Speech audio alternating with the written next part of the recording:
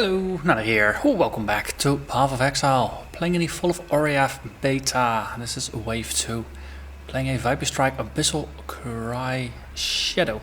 And we've arrived in the Act 2 town, and I'm not already running, is because I want to show you something.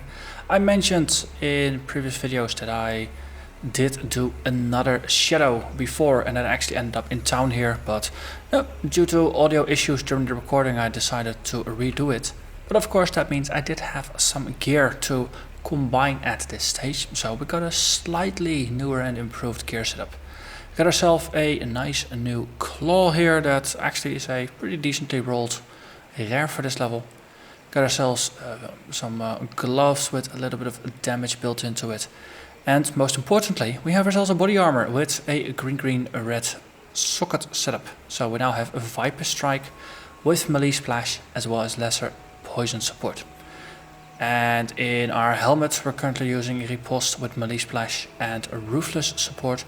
Ideally I would want to have life gain on hit here, but as a shadow you cannot buy it. And I'll get around to starting another character just for shopping purposes, or I'll just wait until we can buy it in Act 3 from Siosa. I also went down to Act 1 to wrap up our final skill point quest. So the Granddaddy Crab is dead, and I actually forgot to cash in the Fairgraves quest, so that was an easy skill point as well. So I shouldn't be picking that one up. Let's see, level 14 area, I am 15, so slightly over leveled. So let's go through here. Picked up clarity, just level 1 or level 2, no, just keeping it at low level. But it does help you just maintain your mana slightly better, so you're not always chugging the blue potions. Or it takes you a little longer before you need to start chugging the blue potions. That's probably a fairer way to describe it. And as you might notice, I'm relying much more on a Viper Strike itself now rather than on the lovely poison. Oh, not poison. Fire trap. It's not a poison trap, it's a fire trap. Because, well, it's AoE, so we don't really need the fire trap anymore. So, that's the entrance. Nah, don't really care right now, to be honest. We already have 2 Quicksilver flasks. From what I understand, the Kill the White Bear quest has been updated. So in addition to the belts you can also pick a flask. So that would allow you to pick up a second Quicksilver flask, which arguably is pretty darn useful.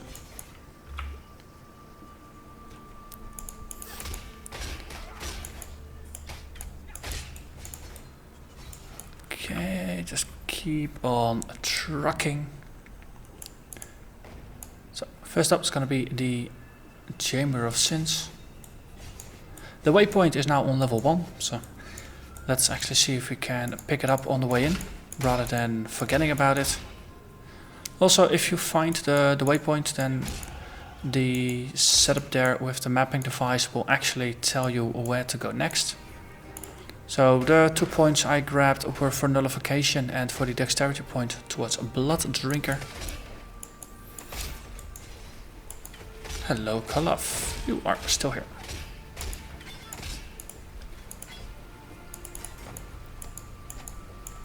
Oi, no running away. Yes, yes. Must admit, I do kind of miss not having. I miss the MTX system. It still hasn't been deployed as of right now. So I hope they're gonna give it another shot soon and actually try to get it up, because I think that was the thing. Deploying the new MTX system to the live server was the thing that was blocking it from also being applied to the beta. So rather than looking for the edges, now I'm more or less just trying to get to the center of the map, which is an interesting challenge, so to say. Given that it's there's a little bit of a maze-like quality to this level.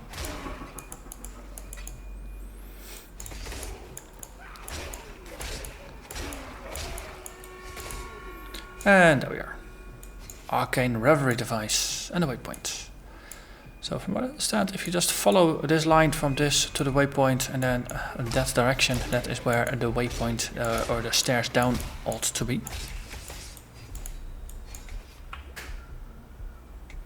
And that actually holds true. Same thing applies in Act 6 as well. Or Act 7? No, it's Act 7. I keep adding 5 instead of 6 to get the corresponding things, but actually it is adding 5, but we're in Act 2 now, not in Act 1. Eventually it'll sink in what the right corresponding acts are. But for now, we will just simply move forward. So as I mentioned before, I'm skipping the trials on this. I literally run into them. Because I can just always just do them a little bit later when I'm with a higher level character just before going into the lab. That way I do just get to progress a bit faster. Hello Tora, you're sending me this way. Okay, then it's okay. So far so good. No, running into the masters of Act 2. Actually inside of Act 2 is pretty nice. Oh, hello there, monkey people.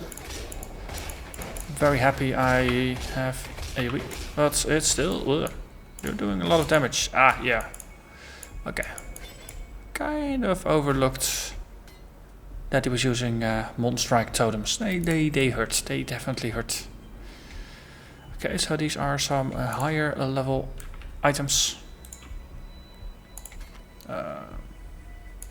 Picked up one. Oh, that was just a normal one. Just 3 sockets. We'll find better stuff than that. It's all just higher level items. Also, we now have 12 out of 34, so we don't have all of the things for Tora. That is unfortunate. I'll just throw around a couple fire traps for those things that think they can attack me from a distance. Ah, and here are the infected mobs. That is good. At least some of them. Another level. Scouring. That's nice. Don't find those every day. Let's see. 16, I'm 17. So that is once again just running slightly ahead of things. I would argue that we've got a decent amount of life. Let's see, is there anything on the other side? I don't think so. No. Okay. So then let's go back to Tora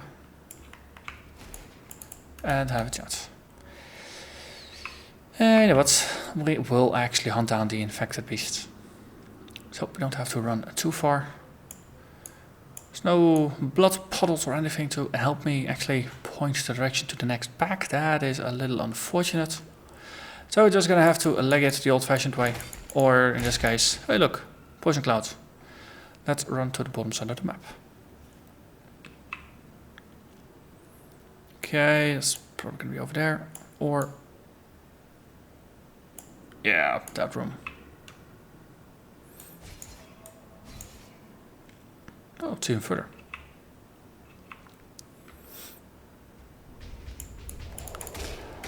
Okay.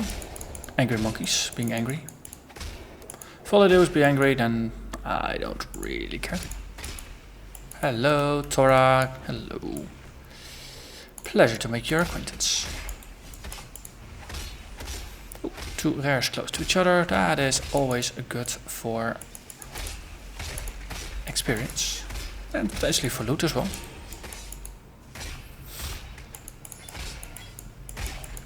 Well, you already noticed we have quite some sustainability for just due to the fact that we have the life on hit from our claws.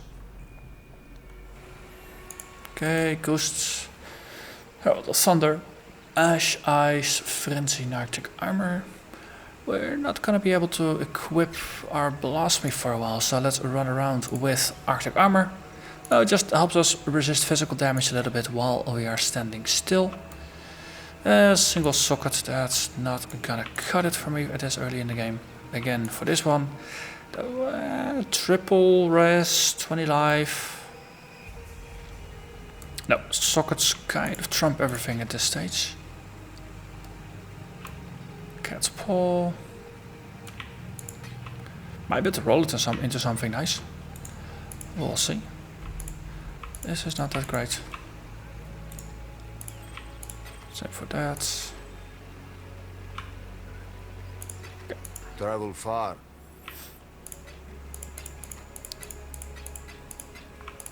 So, helpful gem, that one.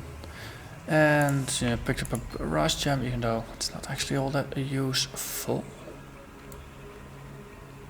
Okay, so in this case, it's gonna be worth it. Now we're gonna level out of it quickly enough, so...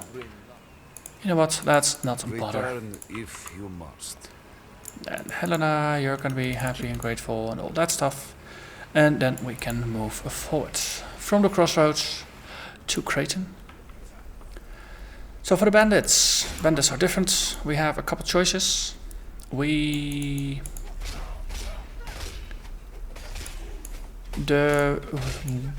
least useful choice for us is gonna be Alira. Casting speed is not that great. Fixed mana regen is not going to be that great because we will be very strongly leech focused for our mana sustain. And the crit multiplier for a damage over time build that is not crit focused, again not that great. So Alira, she's not going to be it. Burn the Witch is going to be what we're going to do. Creighton and Oak both have an interesting sales pitch. Creighton gives us faster attack speed, move speed, a little bit of attack dodge. That's going to be useful. Yeah, let's stick to the at least some hybrid evasion armor. So Creighton is going to be nice if we focus on the more aggressive aspect of the build. Oak, of course, is the slightly more defensive option. From Oak we will get 1% life regenerated per second, which it's a little bit, but because we are going to be focusing on hybrid life and energy shields, that means our life is mostly going to be protected by our energy shield, but having just 1% passive life regeneration that we don't have to spend a skill point for, it helps us just recover from little bits of damage. It's not crucial, but it's a small nice to have. Get a little bonus to physical damage, which of course is useful because we basically deal physical damage that we convert to chaos.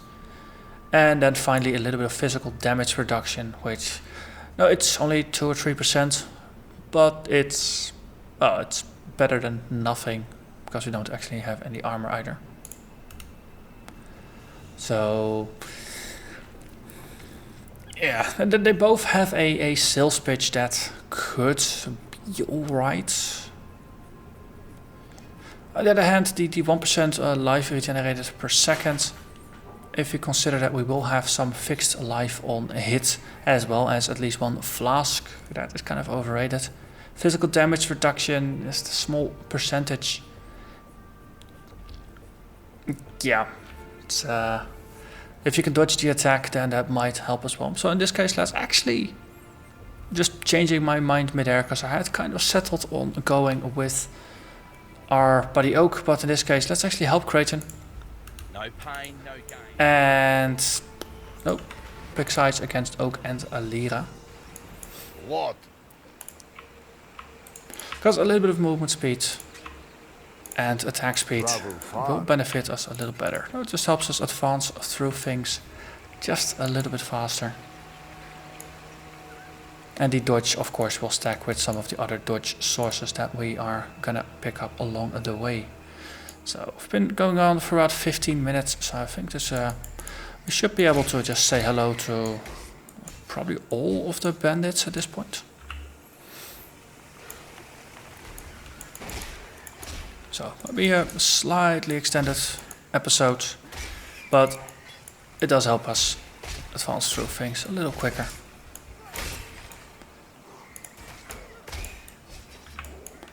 So So it's a 15 area, I'm 17, so that means that's... Well, we are over leveled. It's yeah, the area level situation here in Act 2, it's a little odd. Because they'll be ramping up to both sides, so that means if you do... It doesn't really matter which side you do earlier, you're always going to be out leveled a little bit in one or the other area.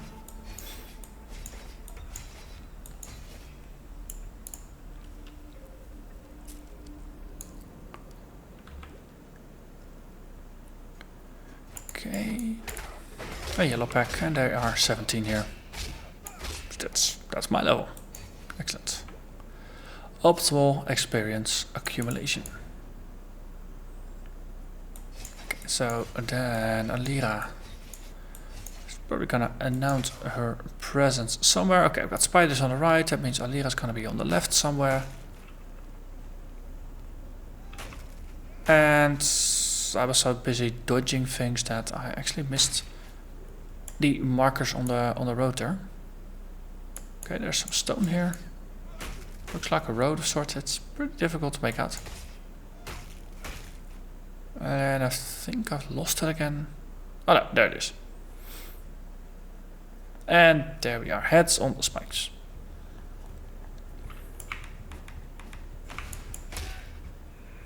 Let's just put a couple traps down there. Oh, and maybe if I'm running an aura, maybe I should actually activate it. 5 mana regen, 20% global crit, and 15 to all elemental resists. So the elemental resists are nice to have. 5 mana is nice to have. Global crit is not going to be all that useful, but yeah, just not compelling enough. So, by which, if we were going for a magic items only challenge, where actually obtaining resistances is a challenge, then it would actually be a nice option to go with Alira, because the bonus is more powerful than the previous bonus from Cruel.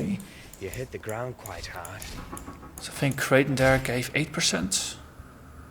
So Flame Dash, don't need to upgrade it, whether we do. Strap boots might actually be okay. Reason we're not upgrading Flame Dash is that all it does with extra levels is become more expensive to cast and add more flame damage, and flame damage on Flame Dash is the least interesting property it has, because all you're really picking it for is the movement. Oh wait, let's actually deal with the group. Can just follow a policy of just dealing with the boss guy, and everything else will die way before the boss guy is dead. Okay, here there is this interesting thing you can do by just running it through. And then voila, you're in Act 1.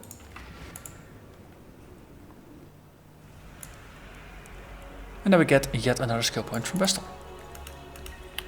It's a little bit like Santa Claus in that regard. He keeps on giving. Okay, so our next goal is going to be on the other side, to go into the claw wheel and then follow it clockwise. Claws of the Magpie, Poisonous Fangs, and a Soul Raker.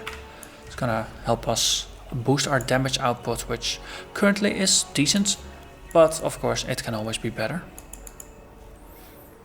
Okay, then there's one more thing to do in the Western Forest, and that is gonna go after the Spider Queen. And from there we're gonna go after Oak. And then back to Kraten to accept or to pick him as the Bandit Lord. And then it's gonna be not until Act 7, yes, picking the right number here, Act 7, before we see Kraten again as the chosen champion of Rashaka,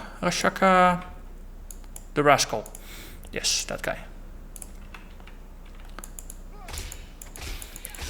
Another cat's paw. This time it's actually linked, so that gives us some potential.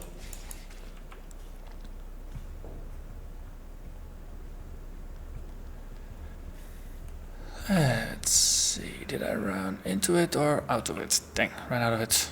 Should have gone further south. Doesn't happen often that I overshoot the spider area. Oh well, doesn't really matter. We're still pretty darn speedy anyway.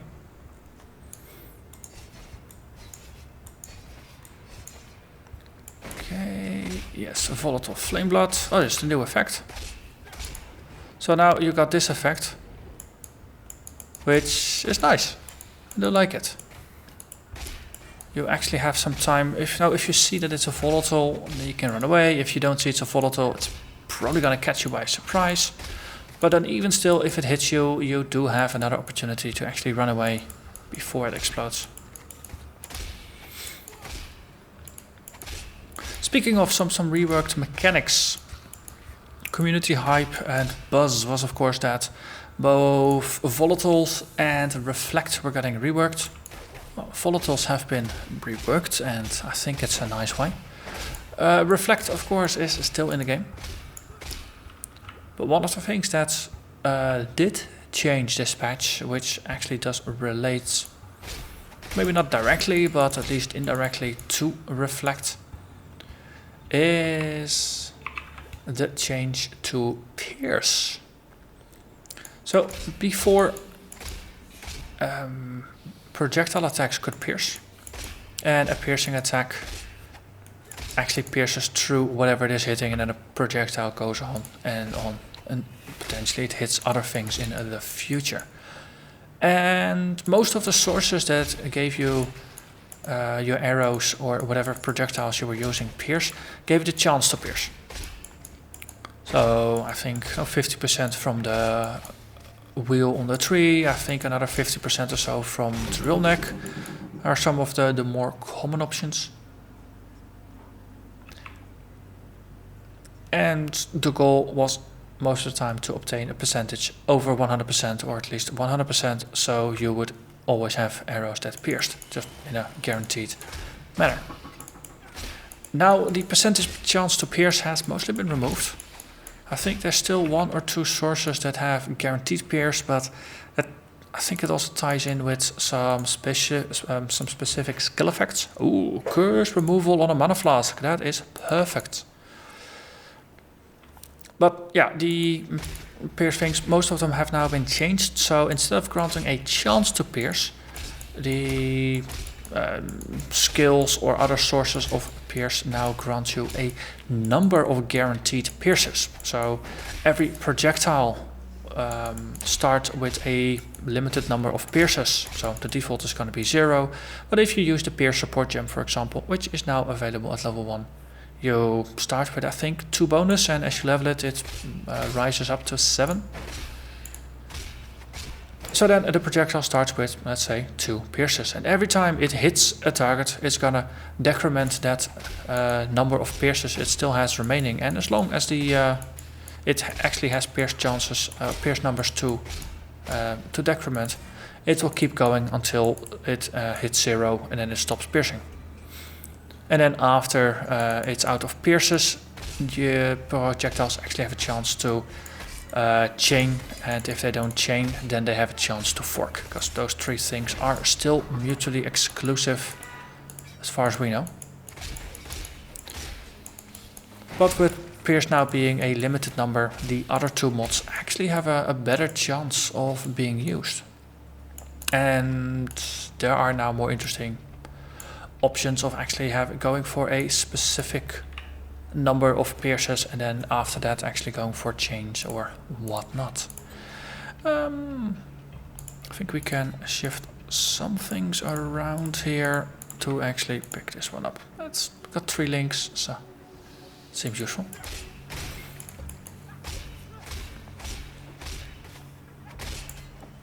Also, tower shields have a life now, which is a pretty nice change. And shields can also roll with some interesting new properties, like percentage life regenerated per second rather than the fixed amount. Well, the fixed amount is also there, but there's now also percentages that can roll up to 1.1% life regenerated per second. Which, if you look at the skill tree That's actually a pretty darn powerful modifier. Normally you would have to spend 2 or 3 skill points to obtain that number. And now you can just get it as a suffix on your tower shields. Maybe also on other ones, but tower shields are at least the one I know about. We'll just leave that one behind, pick this one up and then move forward. Speak. Let's see, let's just empty our pockets. Anything here that is worth keeping? I think the cat's paw was something we were gonna go for it. It is linked.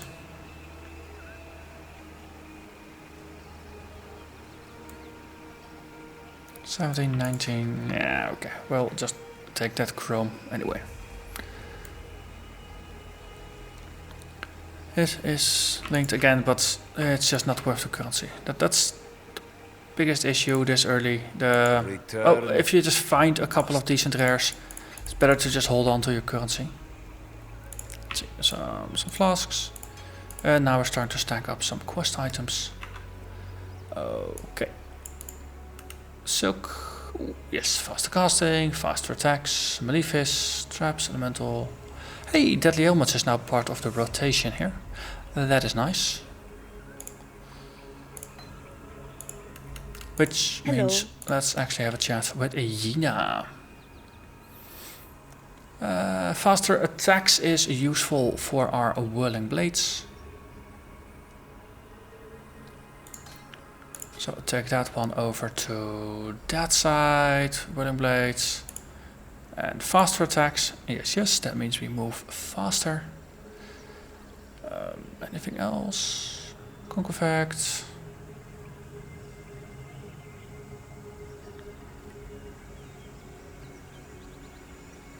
Faster casting is with Flame Dash, might be useful, but we're not gonna use that intensively enough. Bloodlust is nice if you actually inflict bleeding, which we don't. Okay, so deadly ailments. Less damage with hits, more damage with ailments.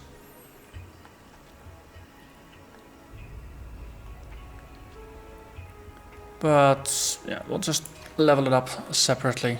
Eventually it might be useful for some of our upgrades. That's we have to take out Oak, and after that we can go back to Creighton. So as I said, slightly longer than normal episode, just because that means we can close off this part of the act.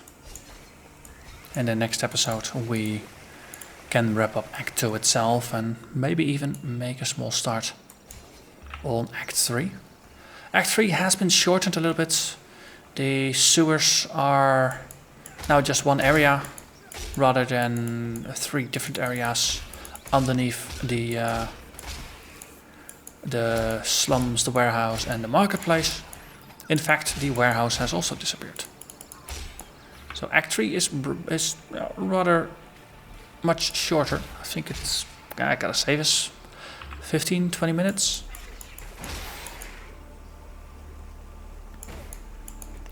Okay, we found ourselves one of the walls. Let's see, level 19 area. I am 19, so I am on level. That is good. I think the ruins are also 19. I think eventually we have to be 23 by the time we make it to the Val Oversoul. Elbrion, buddy. Oh, 50 souls. That's good. Oh, and we get a spawn point next to us. That is almost cheating. Okay, now you get ranged attackers. That's slightly less than stellar.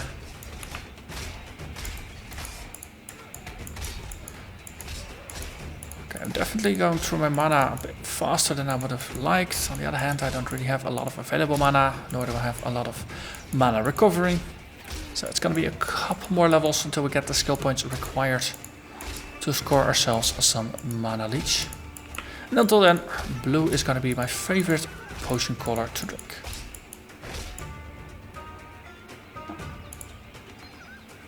Anyone?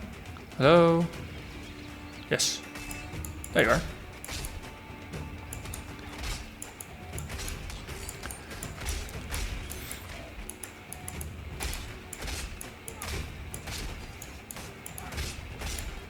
Oh.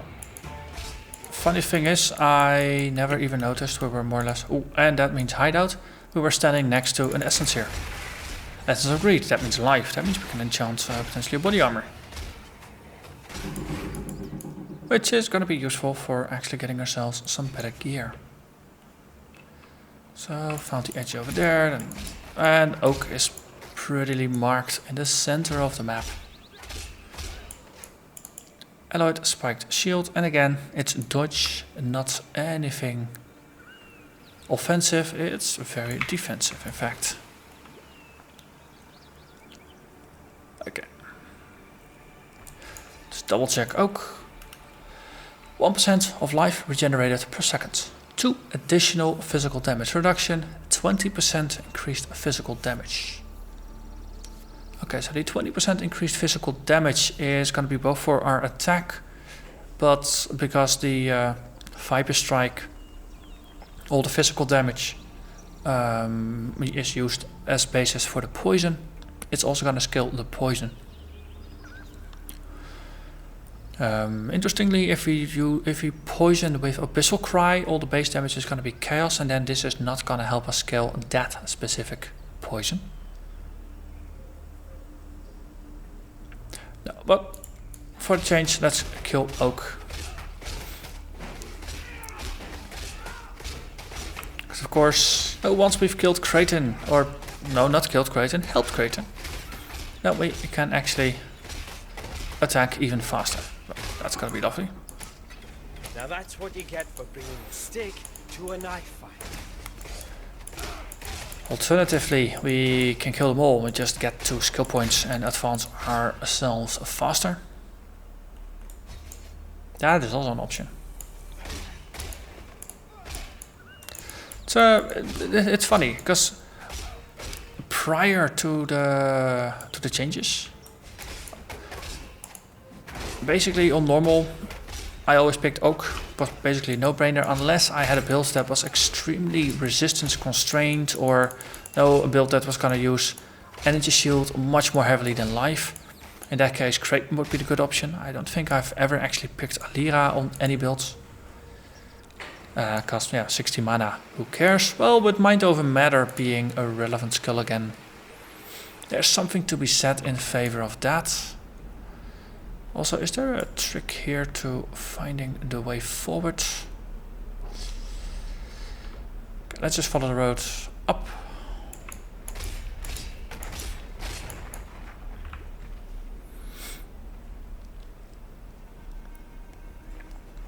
But yeah, if you do have 2 skill points, then of course that helps us in quite a number of ways, because we just can get through the skill tree faster, get to the things that are gonna help us gain more energy shield, gain more life, gain more leech, more damage, more of all the things we care about. But yeah, we now actually have choices rather than just always go Oak, and then on Cruel most of the time I would kill all the bandits and just go for the skill point, because it was either low amount of physical damage or low amount of cast or attack speed. And then on Merciless, whatever charge you would use, that was the one that you went for. So I think we might be heading back.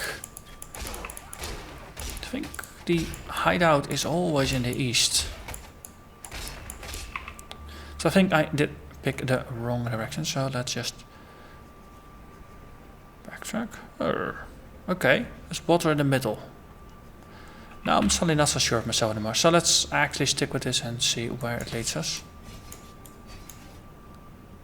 Okay, that is indeed the entrance. Dang.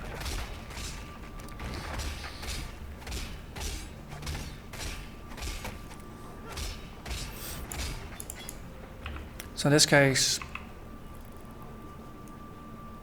2 skill points. Are we gonna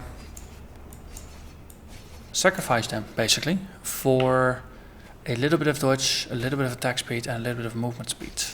That's another way to No point phrase in it. looking back now. There's just death. And if you put it that way, then even the Kraton reward isn't even that tempting anymore. So another skill point means more attack speed and more movement speed. Because we will obtain some attack speed, we will obtain some movement speed. And I see a Torah. Do we need Torah for anything? Over here, Exile. Not strictly, but To help you out, I'm going to... also she's sending us in the other direction. That does not help much either. Too bad for Torah.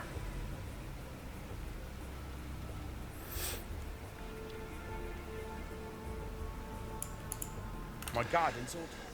Okay, 6% attacks and cast speed. 3% dodge, 6% movement. 6% movement basically makes up for some of the armor movement speed penalties. So there's that.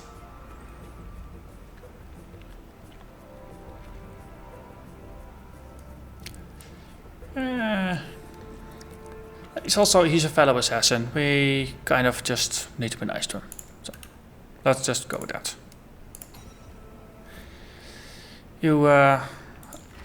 I don't think you can make a right or a wrong choice anymore, because they're all just choices. Speak.